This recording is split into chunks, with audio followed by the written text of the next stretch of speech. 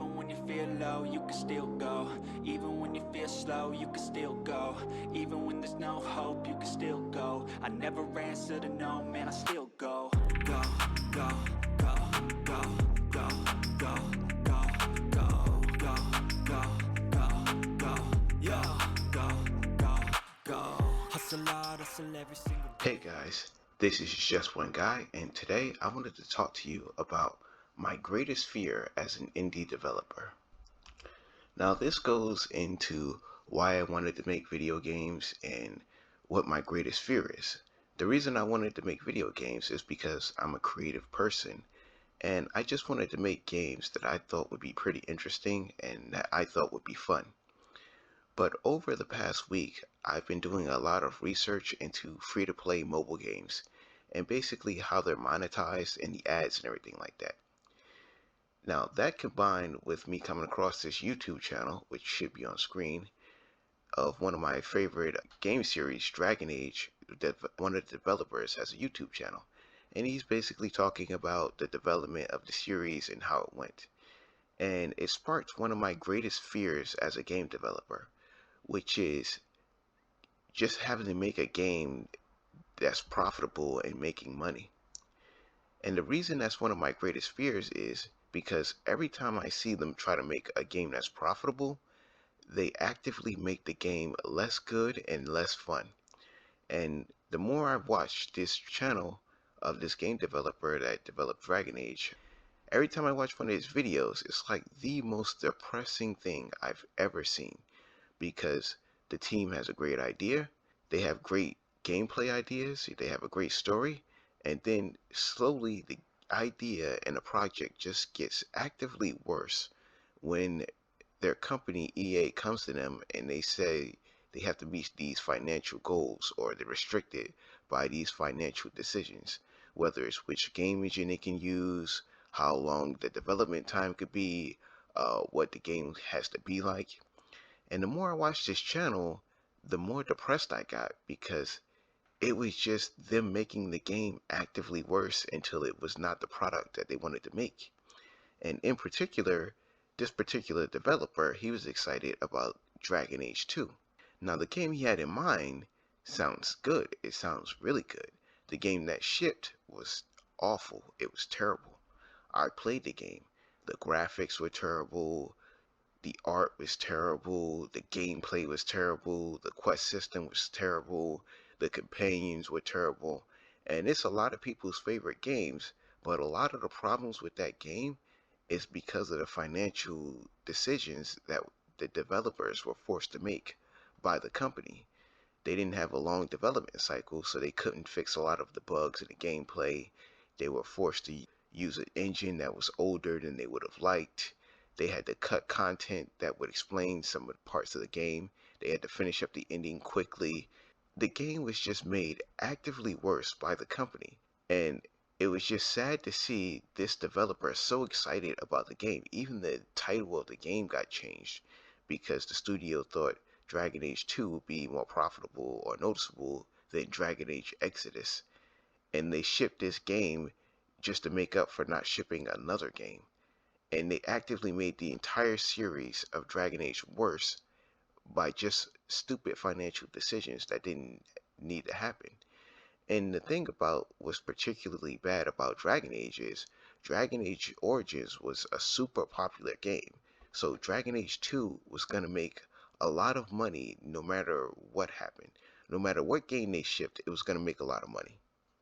The thing that made Dragon Age 2 make less money is the fact that they shipped a bad game. If they had shipped a good game, they would have built up IP to an even greater status, made even more money. But instead, because the company forced them to ship out a worse game, it held the series back and made less money.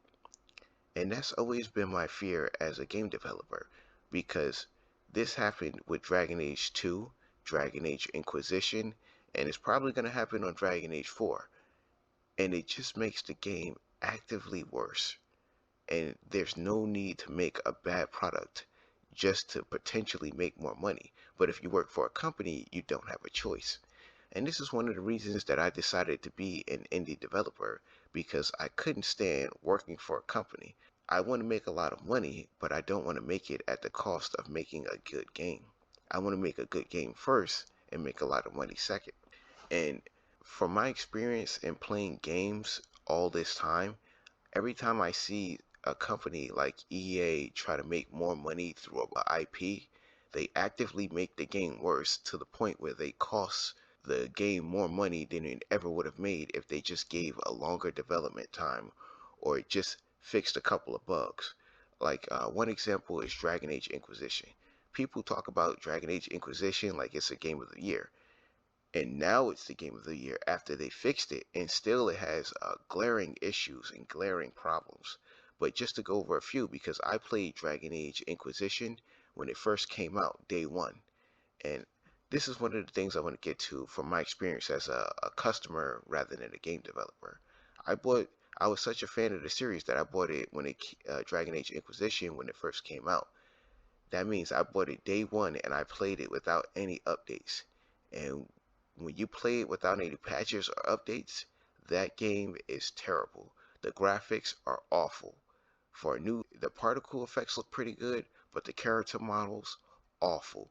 The environments look okay, but whenever they get into a lighting effect, because they were using a new engine, the lighting effects are really weird. It makes armor glittery. On old generation systems, they didn't have light rays. It just looked terrible. Whole mechanics in the game just did not work. If you wanted to revive your character after they've been knocked out, you just couldn't do it. That took 4 or 5 patches to fix.